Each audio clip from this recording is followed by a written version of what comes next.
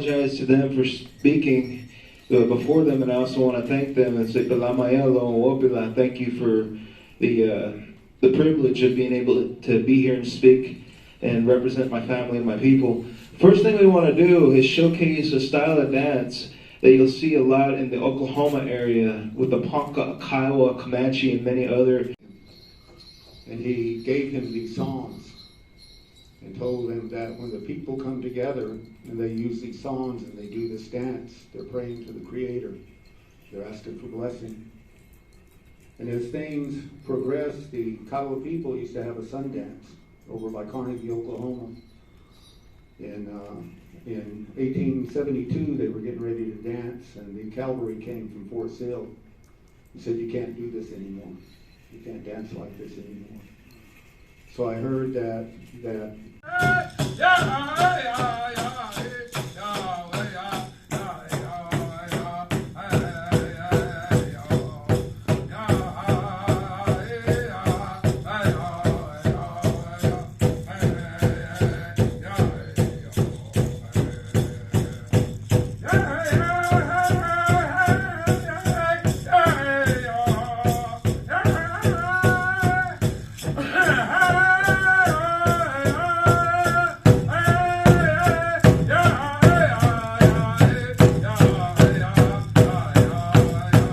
as well. We've had relatives who fought not because they wanted to show off or be, hey, look, I'm a warrior. It was because they had to be.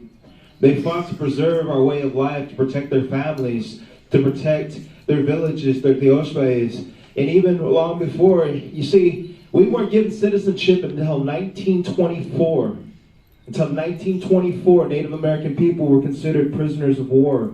Yet, during World War I, it was the Choctaw Nation that contributed their language to the unbreakable code for the United States people.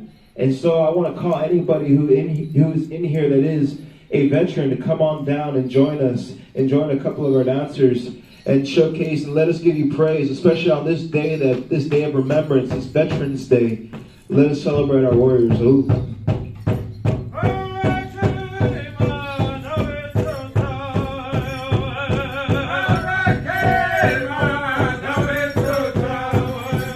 If you have a relative who is fought and served, come on down, let us honor your family.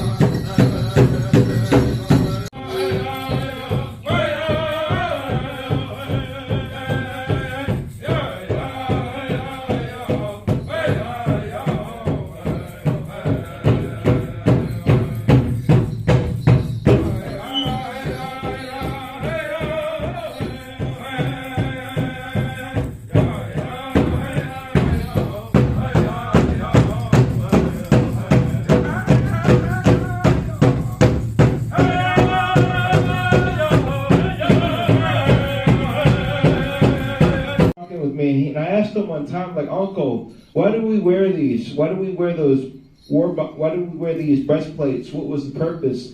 And he told me, he's like, "Nephew, Tosca, that right there was protection in the old days. It's kind of like wearing armor." And you see, where we learned it from was from the caja, the buffalo, the bison, teoyate. And you see, when hunting the bison, you would always want to try to collapse that lung. Well, that's kind of hard, trying to ride on horseback and shoot it real quick especially with the way the rib cage is, and how that rib cage protects all the vital organs is the same way that these breastplates protect us as warriors.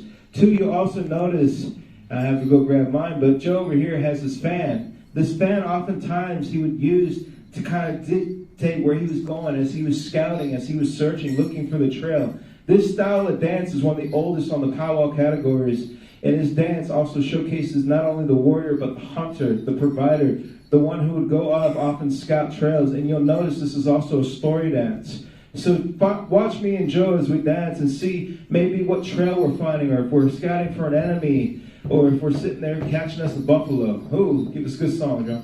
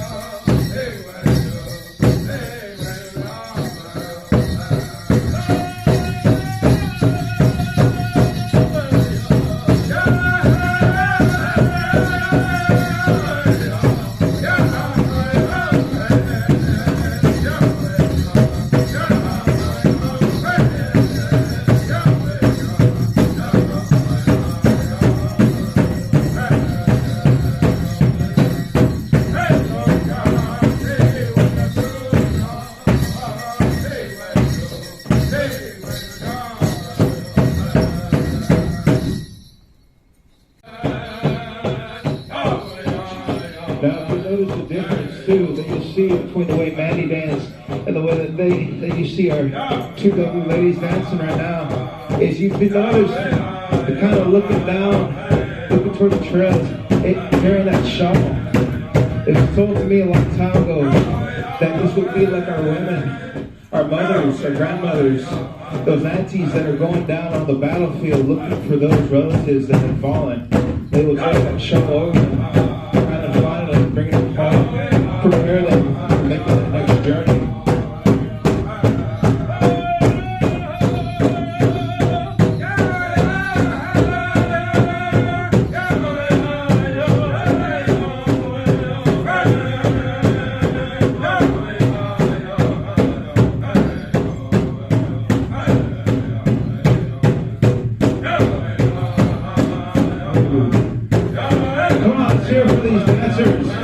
Come on, the harder you cheer, the harder they dance.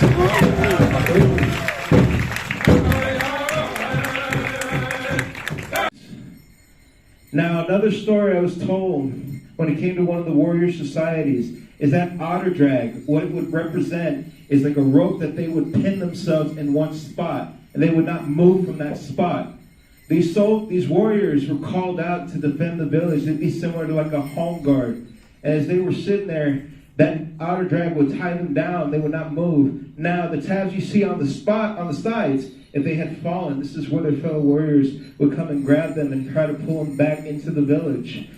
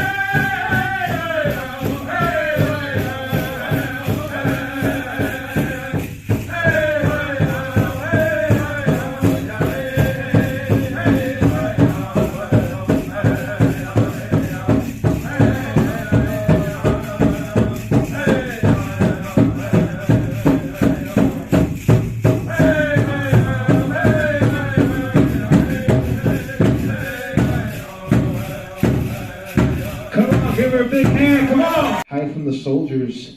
The last thing you want to do is have a big yellow neon sign saying, I'm here.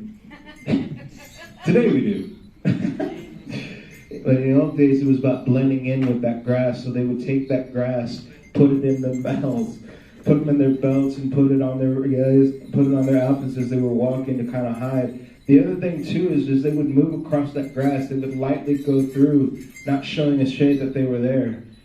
Now, as society would go on, these dancers were also called in to dance down the grass, whether it would be setting up a new village or setting up a ceremonial grounds, whether it was for a sun dance in the northern plains or for other ceremonies in the southern plains or all across this country. These dancers were called to dance down the grass, and with every step they take, it's blessing that ground and putting that prayer down. So give these dancers, this family, a big hand as we get a good song for them as they dance down and bring that good energy. Hey.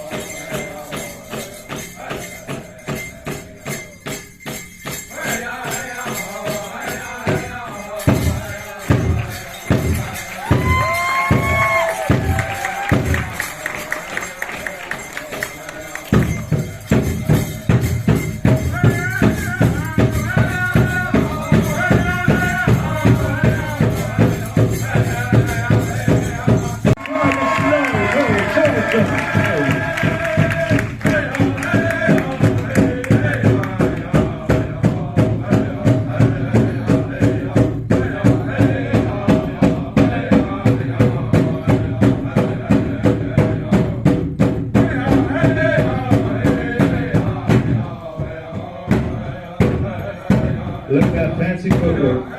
Come on. Come on. Come on. That's hard. That's hard.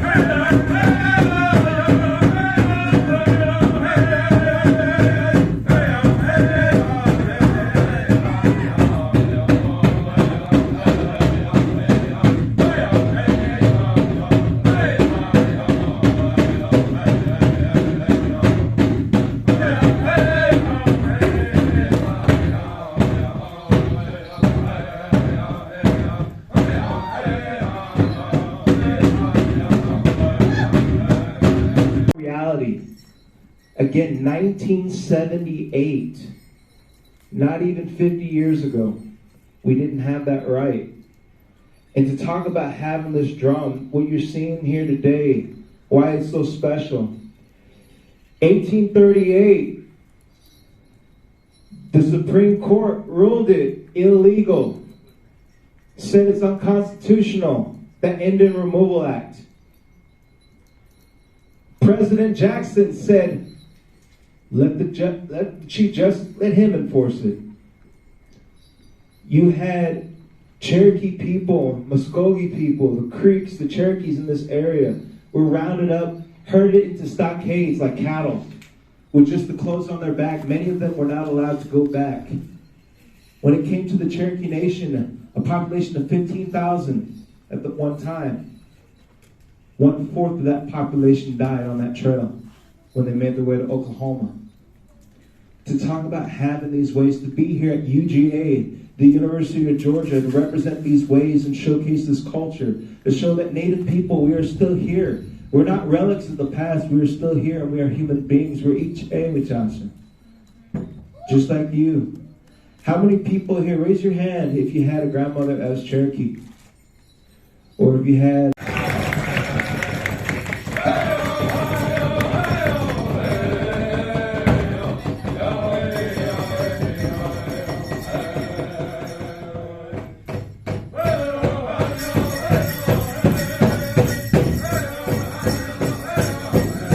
something important too. We talk about our youth, talk about keeping this culture, that tradition alive. We have father and son out here. So come on, let's hear some noise for that.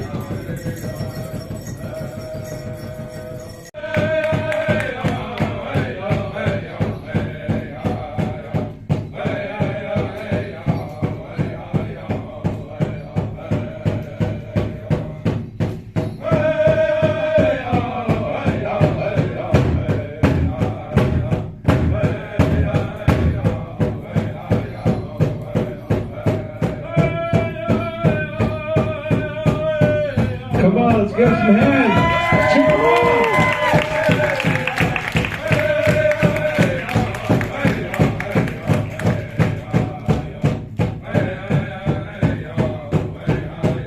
See a little bird flying over there.